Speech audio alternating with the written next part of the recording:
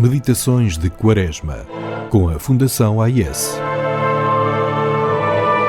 Visões da Beata Ana Catarina Emmerich sobre a paixão de Jesus Cristo. 25º dia, a hora das trevas.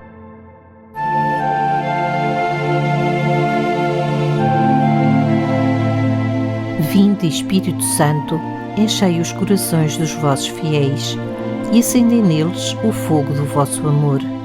Enviai o vosso Espírito e tudo será criado, e renovareis a face da terra. Oremos.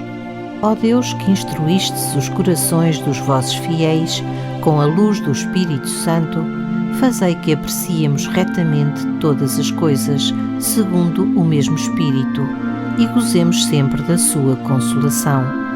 Por Cristo nosso Senhor. Amém.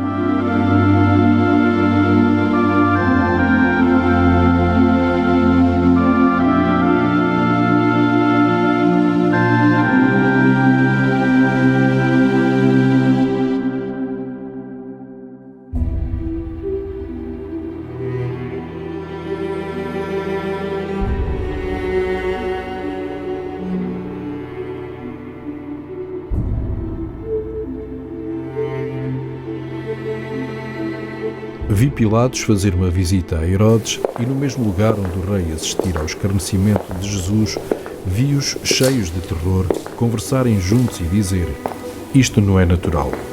Excederam-se nos maus tratos infligidos ao Nazareno. Vi-os depois seguirem juntos para o palácio do governador e atravessar o fórum indo a passo rápido e cercados de soldados. Pilatos mandou chamar os anciãos do povo e perguntou-lhes o que significavam aquelas trevas, dizendo-lhes que as tomava como um sinal de desgraça iminente. O Deus dos judeus parecia estar irado porque haviam exigido à força a morte do Galileu, que certamente era profeta e rei deles. Quanto à sua pessoa, não tinha culpa nos acontecimentos, dizia ele, e por isso é que lavara as mãos diante do povo. Os judeus, porém, continuaram endurecidos e pretendiam explicar tudo como fenómeno natural e não se arrependeram. Converteu-se, contudo, muita gente, entre outros aqueles soldados que na véspera tinham caído por terra quando prenderam Jesus no Monte das Oliveiras. No templo dominava o terror. Estavam os sacerdotes ocupados na imolação do Cordeiro Pascal quando surgiu a escuridão. Ouviam-se gritos de confusão e angústia. Os príncipes dos sacerdotes fizeram tudo quanto lhes era possível para conservar a ordem, mas sem resultado. Mandaram acender todas as lâmpadas, apesar de ser meio-dia. A confusão crescia cada vez mais. Vi Anás, tomado de susto e apavorado, correr de um lugar para o outro à procura de um esconderijo. No Calvário, as trevas causaram uma impressão terrível.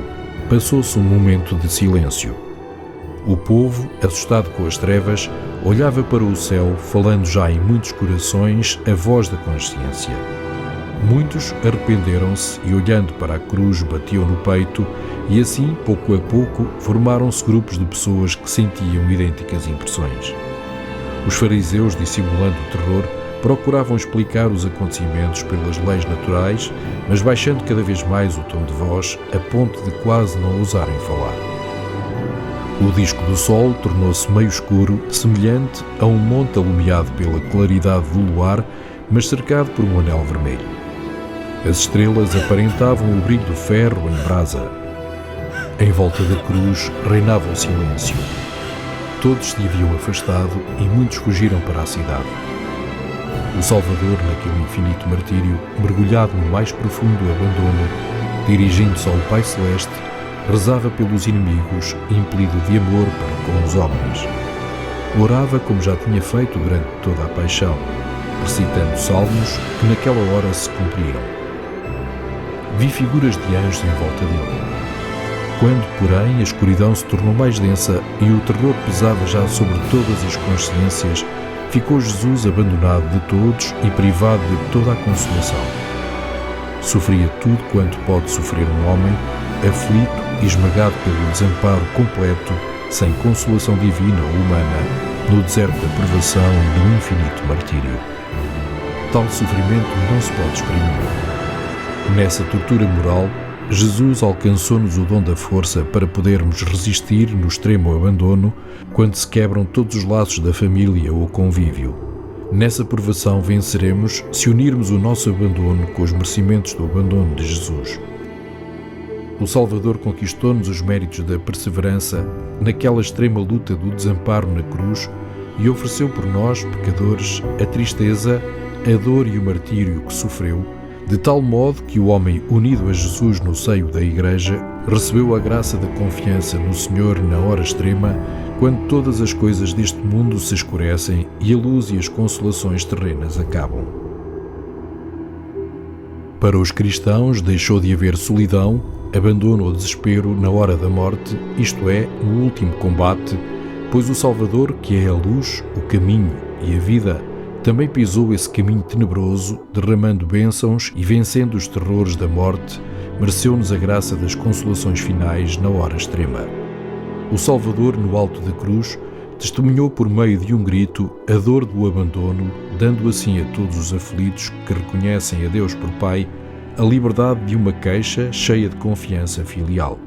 Quando esse grito do Senhor interrompeu o angustioso silêncio que reinava em volta da cruz, os escarnecedores voltaram-se novamente para Jesus e um deles disse: "Chama por Elias." E outro: "Vamos ver se Elias vem ajudá-lo a descer da cruz." Depois das 3 horas, o céu começou a clarear. Quando voltou a luz, viu-se de novo o corpo de Jesus pálido, extenuado, quase desfalecido, mais branco do que antes por causa da perda quase total de sangue. Jesus falou ainda: "Sou espremido como as uvas pisadas aqui a primeira vez. Devo dar todo o meu sangue até a uva ficar esgotada. Não se fará, porém, mais vinho neste lagar." Entretanto, o Salvador consumia-se com os lábios e o interior ressequidos, dizendo: "Tenho sede." E como os amigos o olhassem com tristeza, acrescentou: "Não podias ter-me dado um pouco de água?" Queria significar-lhes que durante a escuridão ninguém os teria impedido. João, pesaroso e aflito, respondeu: "Senhor, esquecemo-nos por inteiro." Jesus disse ainda algumas palavras cujo sentido era: "Também os amigos mais íntimos deviam esquecer-se de mim, e é assim que me não deram de beber, para que se cumprisse a Escritura." Esse esquecimento doeu-lhe amargamente. O centurião, Abinadar, compadecido de Jesus, tomou a esponja do soldado, espremeu-a e embebeu-a de vinagre puro. Levantou-a à altura do rosto de Jesus, aproximando dos lábios a esponja. O Salvador ainda disse algumas palavras de exortação ao povo: "Quando emudecer a voz do Filho do Homem, falará a boca dos mortos." Ao ouvirem tais palavras, alguns gritaram: "Ainda continua blasfemando." Abinadar, porém, mandou-os calar.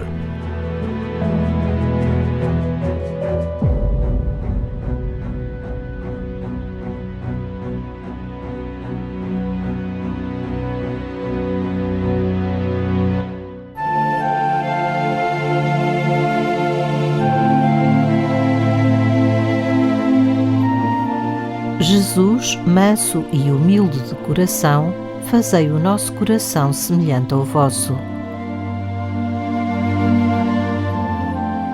Em nome do Pai, do Filho e do Espírito Santo. Amém.